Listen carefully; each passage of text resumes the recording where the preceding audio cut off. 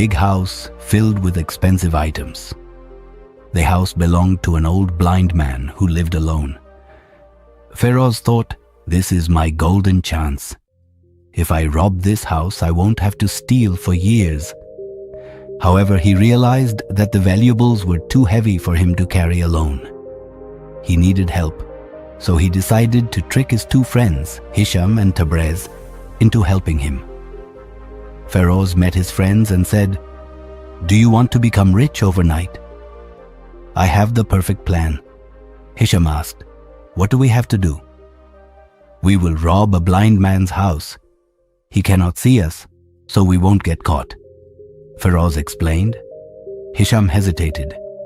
"If we get caught, the judge will cut off our hands." Tabrez added, "This is too risky." Feroz smiled and said, "Don't worry.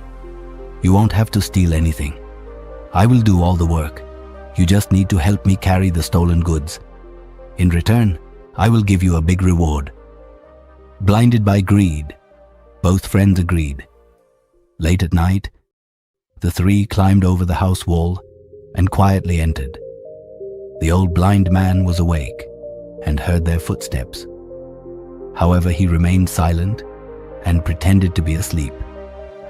Feroz and his friends started stealing gold, silver, and other valuables. Just then, the old man slowly got up, stepped outside, and locked the door from the outside.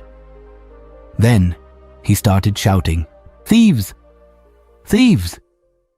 Hearing his cries, the neighbors rushed to the house, caught the thieves, and tied them up. The next morning, the three were brought before the judge. The old man said, "These thieves broke into my house and tried to steal my wealth. I request you to cut off their hands so that no one dares to steal again."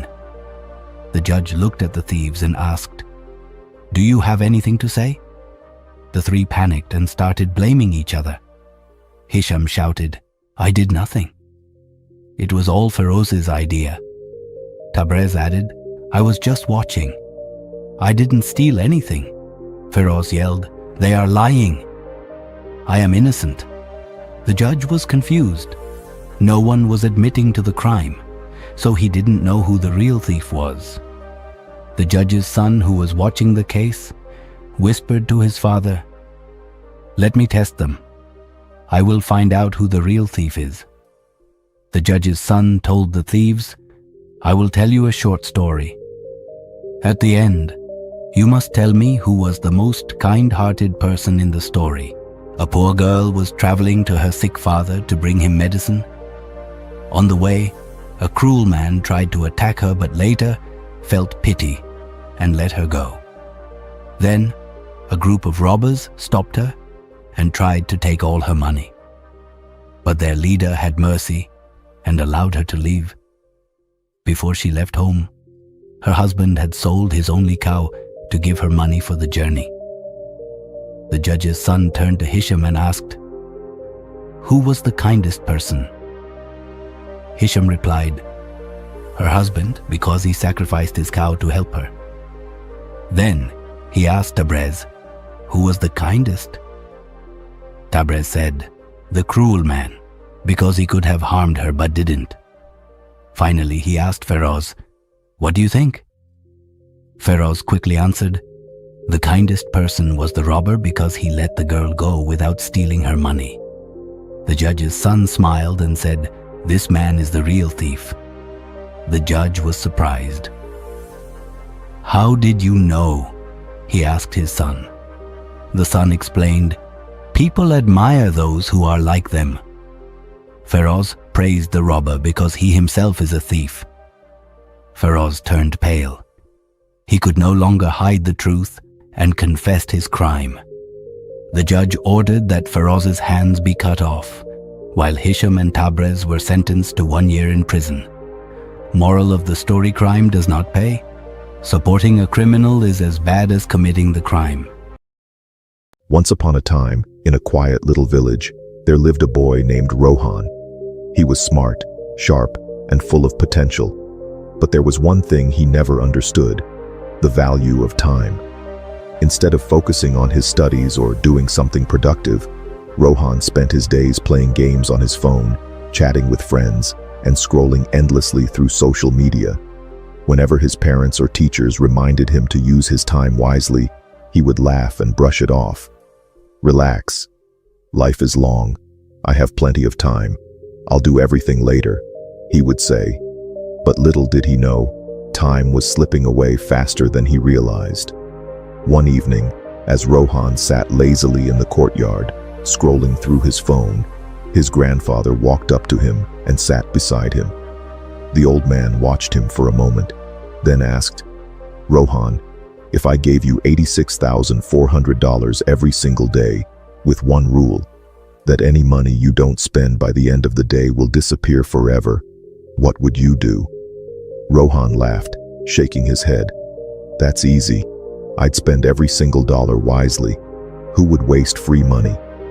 His grandfather smiled knowingly and said, "Then why don't you think the same about time? Every day, life gives you 86,400 seconds. And just like that money, if you don't use them wisely, they're gone forever." Rohan chuckled, rolling his eyes. "Oh, Grandpa, these are just stories. Time isn't like money. I still have years ahead of me." His grandfather sighed but didn't argue. Instead, he stood up and said, "Come with me. I want you to meet someone who will show you the truth." Curious but slightly annoyed, Rohan followed his grandfather through the village. They walked past the busy market, past the golden fields, and finally reached a lonely old house at the far end of the village. Under a large tree sat an old man with deep wrinkles, tired eyes, and an expression full of regret. His clothes were simple, and his hands trembled slightly as he rested them on his knees. "This is my old friend," Grandfather said. "He has a story to tell you." The old man looked at Rohan, his eyes filled with something unreadable. Was it sorrow or wisdom? Taking a deep breath, the old man began to speak. "Once there was a boy, just like you, Rohan. He was smart, full of dreams, but he never valued time. He always believed he had plenty of it, so he kept delaying everything. When his exams came, he was unprepared. He thought, 'No problem, I'll study next time.' But he failed. Later he got a job, but instead of working hard, he wasted time in gossip and entertainment. His colleagues worked hard and got promotions, while he remained in the same position. Then he thought, 'I'll start my own business and become rich.' But he never made a proper plan. Days turned into months, and months into years, and his dream remained a dream. One day, reality hit him hard. His company shut down, his savings disappeared, and all his friends, who had once been as careless as him, had moved ahead in life. He was left behind, wondering where all his time had gone. That's when he finally understood, time is more valuable than money.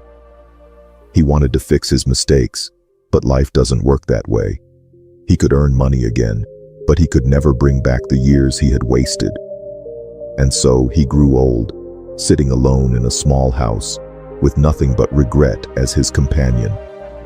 Rohan, who had been listening carefully, finally asked, "Who was that man? Did he ever turn his life around?" The old man gave a sad smile and whispered, "That man was me." Rohan's heart skipped a beat. "You?" he gasped. The old man nodded slowly. "Yes, I was once like you, thinking I had endless time. But now I can only look back and wonder what could have been. And you, Rohan, are standing at the same crossroad.